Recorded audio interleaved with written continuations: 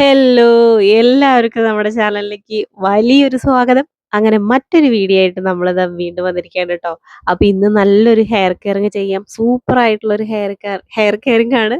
Simple ആയിട്ട് നമുക്ക് ചെയ്യാൻ പറ്റുന്നതാണ്. ദാ അടുപ്പത്ത് തിളച്ചുകൊണ്ടിരിക്കുക. അപ്പൊ നമുക്കിതിന് കുറച്ച് സാധനങ്ങൾ വേണം. അപ്പൊ എല്ലാവരും വായോ. അപ്പൊ നമുക്ക് കുറച്ച് ചെമ്പരത്തി പൂ വേണം. ആര് പൊട്ടിച്ചോടന്താ? ആര് പൊട്ടിച്ചോടന്താ കുട്ടപ്പയ്യേ? ആ കുട്ടപ്പായി പൊട്ടിച്ചോടന്താണ് ട്ടോ. അപ്പൊ 4, 5 ചെമ്പരത്തിപ്പൂവ്, പിന്നെ നമുക്ക് വേണ്ടത് കുറച്ച് പേരയുടെ ഇലയാണ് ട്ടോ. നല്ലോണം മൂത്ത ഇല വേണ്ട. ഏകദേശം ഒരു തളിരിലയും അതിൻ്റെ ഇടയിൽ നിൽക്കുന്ന, അതായത് നല്ലോണം മൂത്തതുമല്ല എന്നാൽ നല്ലോണം തളിരും അല്ലാത്ത ഒരു തരം ഇല. അത് പേരയുടെ ഇല ഞാൻ പൊട്ടിച്ചിട്ട് ഒരു 4, 5 എണ്ണം പൊട്ടിച്ചിട്ടുണ്ട്. പിന്നെ നമുക്ക് വേണ്ടത് തുളസിയുടെ പൂവാണ് ട്ടോ. തുളസിയുടെ ഇല, തുളസിയുടെ ഇലയും നമുക്ക് കിട്ടുന്നതിനനുസരിച്ച് പൊട്ടിച്ചെടുക്കാം.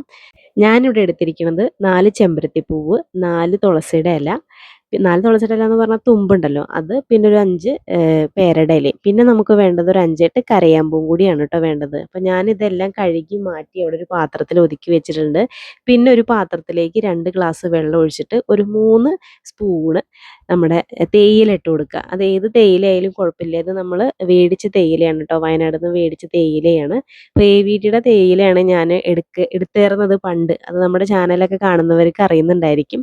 ഇതിപ്പോൾ ഈ തേയില ഇവിടെ ഉള്ളതുകൊണ്ട് ഞാൻ ഈ തേയില എടുക്കണമെന്ന് മാത്രം. അത് നന്നായിട്ട് തിളപ്പിച്ചിട്ട് ഒരു ഗ്ലാസ് ആക്കി മാറ്റുക. ആ എടുത്ത ഗ്ലാസിൻ്റെ അളവിൽ 2 ഗ്ലാസ് വെള്ളം എടുത്തില്ലേ, ആ അളവിൽ ഒരു ഗ്ലാസ് ആക്കി മാറ്റുക. എന്നിട്ട് അത് അരിച്ചെടുക്കുക. നല്ല വൃത്തിക്ക് തന്നെ നല്ല അരിപ്പ് വെച്ചിട്ട് നന്നായിട്ട് അരിച്ചെടുത്തിട്ട് അതിൻ്റെ ചണ്ടി മാറ്റിയെടുക്കുക. എന്നിട്ട് നമ്മൾ കഴുകി വൃത്തിയാക്കി വെച്ചിട്ടുള്ള ചെമ്പരത്തി പൂവും അതേപോലെ പേരയുടെ ഇലയും തുളസിയുടെ പൂവും കൂടിയിട്ട് അതിലേക്ക് ഇട്ട് കൊടുക്കുക. കൂടെ നമ്മുടെ കരയാമ്പൂവും കൂടി ഇട്ട് കൊടുക്കണം കേട്ടോ. എന്നിട്ട് അതിലേക്ക് എക്സ്ട്രാ ഒരു ഗ്ലാസ് വെള്ളം കൂടി, പച്ചവെള്ളം കൂടി ഒഴിച്ചു കൊടുക്കുക. ആ ഗ്ലാസ്സിന് തന്നെ എടുത്താൽ മതി. അതെന്തിനാന്ന് വെച്ച് കഴിഞ്ഞാൽ ഈ പൂവും നമ്മുടെ പേരയുടെ ഇലയും തുളസിയുടെ പൂവും പിന്നെ കരയാമ്പൂവും ഒക്കെ ഒന്ന് വേവിച്ചെടുക്കാൻ വേണ്ടിയിട്ടാണ് കേട്ടോ. അത് ആ ചായയുടെ കട്ടിൽ തന്നെ വേവിച്ചെടുക്കാനാണ്. അതായത് ചായ തിളപ്പിച്ചിട്ട് നമ്മൾ ഭയങ്കര സ്ട്രോങ് ആക്കി എടുത്തിട്ടുണ്ടായിരുന്നല്ലോ, അത് അരിച്ചിട്ടാണ് ഈ പൂവ് അതിലേക്ക് ഇട്ട് കൊടുത്തത് അല്ലേ. അതിലേക്ക് നമ്മൾ പച്ചവെള്ളം ഒഴിച്ചിട്ട് വീണ്ടും ഒന്ന് തിളപ്പിച്ചെടുക്കുകയാണ്. എന്നിട്ട് അത് ഒരു ഗ്ലാസ് ആക്കി മാറ്റാം. ഇത് ആദ്യം തന്നെ ചെയ്തുകൂടെ എന്ന് ഇപ്പോൾ നിങ്ങൾ ചിന്തിക്കുന്നുണ്ടാവും. പക്ഷെ ആ ചായയുടെ കട്ട് നമുക്ക് ശരിക്ക്, അതായത് അതിൻ്റെ ആ ഒരു ഒറിജിനൽ സത്ത് നമുക്ക് ശരിക്ക് കിട്ടണമെന്ന് വെച്ച് കഴിഞ്ഞാൽ ആദ്യം ആ ചായയുടെ വെള്ളം മാത്രം ഇട്ടിട്ട് തിളപ്പിക്കണം കേട്ടോ. എന്നിട്ട് വേണം നമ്മളിത് ചെയ്യാൻ വേണ്ടിയിട്ട്. അപ്പോൾ ഞാൻ പറഞ്ഞത് വളരെ ശ്രദ്ധിച്ചിട്ടും ചെയ്യണത് വളരെ ശ്രദ്ധിച്ചിട്ടും നോക്കി മനസ്സിലാക്കിയിട്ട് നിങ്ങൾ ചെയ്യുക. എന്നിട്ട് നമ്മൾ വേവിച്ചെടുത്തിട്ടുള്ള ആ ഒരു ഇലയും പൂവും കരയാമ്പൂവും ഒക്കെ ഒന്ന് മാറ്റി വെച്ചിട്ട് ആ പാത്രം ജസ്റ്റ് ഒന്ന് കഴുകി വൃത്തിയാക്കിയിട്ട് നമുക്ക് ആ സാധനം, അതായത് നമ്മൾ ഉണ്ടാക്കി വെച്ചിട്ടുള്ള ആ ലായനിയില്ലേ, അതൊന്ന് ചൂടാറാൻ വേണ്ടി വെക്കാം. അപ്പോൾ ഈ ഒരു പാത്രത്തിൽ തന്നെ വെക്കാം. ആ ഒരു സമയത്ത് അത് അരിച്ചിട്ട് വീണ്ടും ഒന്ന് അരിക്കണം. കണ്ടോ, ഇതേപോലെ ചെറുതായിട്ട് പൊടികളും അതൊക്കെ ഉണ്ടാവും. എന്നിട്ട് അരിച്ചെടുത്തിട്ട് ആ പാത്രത്തിൽ ഒതുക്കി വെക്കുക. അപ്പം ഞാൻ വന്ന് നോക്കുമ്പോൾ ഇവിടെ കുട്ടപ്പായും ശ്രീക്കുട്ടിയും ആക്കുമ്പോൾ ഒക്കെ നല്ല ഗംഭീര കളിയിലാണ്. അപ്പം ഞാൻ എണ്ണയൊക്കെ തൊട്ട് പുരട്ടിയിട്ട് അവിടെ നിന്ന് അങ്ങോട്ട് പോയേ ഉള്ളൂ. ഇത് ചൂടാറുന്ന ആ സമയം കൊണ്ടേ കണ്ടോ, ചീർപ്പും എണ്ണ കുപ്പിയും ഒക്കെ അവിടെ ഇരിക്കുന്നുണ്ട്. പിള്ളേരിവിടെ കളിച്ചുകൊണ്ടിരിക്കുക. അപ്പോൾ ഇതുകൊണ്ട് അങ്ങോട്ടും ഇങ്ങോട്ടും പറയുമ്പോൾ കേൾക്കുന്നുണ്ടെന്ന് പറയണേ. നമ്മളിതൊക്കെ എത്ര മുന്നേ കണ്ടിട്ടുള്ളതാണ്. അപ്പം ഞാനിത് ആദ്യമായിട്ട് കാണുന്ന പോലെ കുട്ടപ്പായിനൊന്ന് സന്തോഷിപ്പിച്ചു പിള്ളേരേനെ. അല്ല കുട്ടപ്പായി, ഇനി നമുക്കിത് ചൂടാറിയിട്ടുണ്ട്. ഇനി തലയിൽ തേക്കാം. അപ്പോൾ എണ്ണയൊക്കെ തൊട്ട് പുരട്ടിയിട്ട് മുടിയൊക്കെ നല്ല വൃത്തിയാക്കി ചീന്തി ഒതുക്കിയതിന് ശേഷമാണ് കേട്ടോ എണ്ണയൊക്കെ തൊട്ട് പുരട്ടിയത്. എന്നിട്ട് ഒരു 10-15 മിനിറ്റ് കഴിഞ്ഞാൽ നമുക്ക് ചൂടാറി കിട്ടും ഈ ഒരു സാധനം. അപ്പോൾ നമുക്കത് തലയിൽ തേക്കാം കേട്ടോ.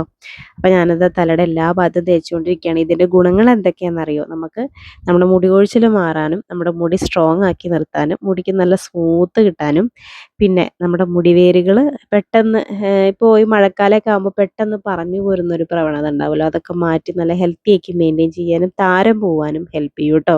അപ്പോൾ നിങ്ങളൊന്ന് ട്രൈ ചെയ്ത് നോക്കി നോക്കുക. ആഴ്ചയിൽ 3 ദിവസം ട്രൈ ചെയ്താൽ മതി. പിന്നെ മുടി നരയ്ക്കുന്ന പ്രശ്നങ്ങൾ പറയുന്ന ആൾക്കാർക്കൊക്കെ ഇത് ഭയങ്കര ഹെൽപ്ഫുള്ളായിട്ടുള്ള ഒരു സാധനമാവും. മുടി നരച്ചവർക്ക് ഇത് ഹെൽപ്ഫുള്ളാവുമെന്ന് എനിക്കറിയില്ല. പക്ഷെ നേരെ വരാതിരിക്കാനൊക്കെ ഇത് ഭയങ്കരമായിട്ട് ഹെൽപ്പ് ചെയ്യുന്നൊരു സാധനമാണ്. അപ്പോൾ അത് മാത്രമല്ല, നിങ്ങൾ ഫുഡ് നന്നായിട്ട് ശ്രദ്ധിക്കണം കേട്ടോ. എള്ള് നന്നായി കഴിക്കുക, പംകിൻ സീഡ് നന്നായി കഴിക്കുക, അതേപോലെ തന്നെ സൺഫ്ലവർ സീഡ്, ബദാം, ഇങ്ങനെയുള്ള നട്ട്സുകൾ ധാരാളം ഫുഡിൽ ഉൾപ്പെടുത്തുക. അപ്പോൾ എന്നും ഉൾപ്പെടുത്താൻ പറ്റിയില്ലെങ്കിൽ ആഴ്ചയിൽ 2-3 ദിവസങ്ങളിലെങ്കിലും ഉൾപ്പെടുത്തുക. ഈ ഒരു ഹെയർ കെയർ മെത്തേഡ് ചെയ്യുമ്പോൾ നോർമൽ പച്ചവെള്ളത്തിൽ നിങ്ങൾ വാഷ് ചെയ്ത് കളഞ്ഞാൽ മതി കേട്ടോ. ഷാമ്പു ഇടുന്ന ദിവസം നിങ്ങളിത് ചെയ്യേണ്ട. നോർമൽ പച്ചവെള്ളത്തിൽ വാഷ് ചെയ്ത് കളയുക. ആഴ്ചയിൽ ഒരു ദിവസം ഷാമ്പു ഇടണമല്ലോ, അന്ന് നിങ്ങൾ വേറെ എന്തെങ്കിലും ഹെയർ കെയറിങ് ചെയ്തോളൂ. ഇല്ലെങ്കിൽ ഹെയർ കെയറിങ് അന്ന് ചെയ്തില്ലെങ്കിലും കുഴപ്പമില്ല. അതായത് ഇങ്ങനെയുള്ള ടിപ്സുകൾ ചെയ്തില്ലെങ്കിലും കുഴപ്പമില്ല. നന്നായിട്ട് എണ്ണ പരട്ടിയിട്ട് മുടിയിലും തലയുടെ വീട്ടിലൊക്കെ നന്നായി എണ്ണ തൊട്ട് പരട്ടിയിട്ട് ഷാമ്പു വെള്ളത്തിൽ കലക്കിയതിന് ശേഷം മാത്രം യൂസ് ചെയ്ത് കഴുകി കളയുക. അല്ലാത്ത പക്ഷങ്ങളിൽ തല കുളിക്കുമ്പോൾ ഇങ്ങനെയുള്ള ഹെയർ കെയർ ടിപ്സുകൾ നിങ്ങൾ ഇതുപോലെ ചെയ്യുകയാണെങ്കിൽ നല്ല മാറ്റം ഉണ്ടാവും. പിന്നെ നമ്മുടെ ഹെയർ ഓയിലിൻ്റെ കാര്യം, അത് ഉപയോഗിച്ച് അത് അറിഞ്ഞവർക്ക് അതിൻ്റെ ഒരു ഗുണം മനസ്സിലാവട്ടുള്ളൂ കേട്ടോ.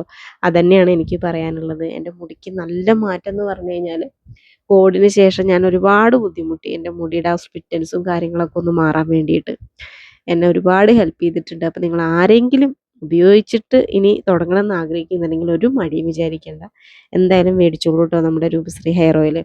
അപ്പോൾ എല്ലാവർക്കും ഈ ഒരു വീഡിയോ ഇഷ്ടമാണെന്ന് വിചാരിക്കുന്നു. ഇങ്ങനെയുള്ള ഹെയർ കെയർ ടിപ്സുകൾ നിങ്ങൾക്ക് വേണമെന്നുണ്ടെങ്കിൽ നിങ്ങൾക്ക് കമൻറ്റ് ചെയ്യാം. പിന്നെ എൻ്റെ ചെറിയ ചെറിയ സന്തോഷങ്ങളും ഞാൻ നമ്മുടെ വീഡിയോയിൽ ഉൾപ്പെടുത്താറുണ്ട്. അപ്പോൾ ഇനി ഞാൻ വീഡിയോസൊക്കെ ആയിട്ട് വരാം കേട്ടോ. അപ്പോൾ ഇന്ന് ഞാനല്ല ടാറ്റ ബൈ സീ യു പറയണ എൻ്റെ ചറങ്ങുമൃഗങ്ങളാണ്. ഇപ്പം ടാറ്റ പറയണത് ആരാ? ആ പറ, എന്നാ വേഗം പറ. അപ്പോൾ എല്ലാവർക്കും അടുത്ത വീഡിയോയിൽ ഉഷാറായിട്ട് കാണാം കേട്ടോ. ടാറ്റ.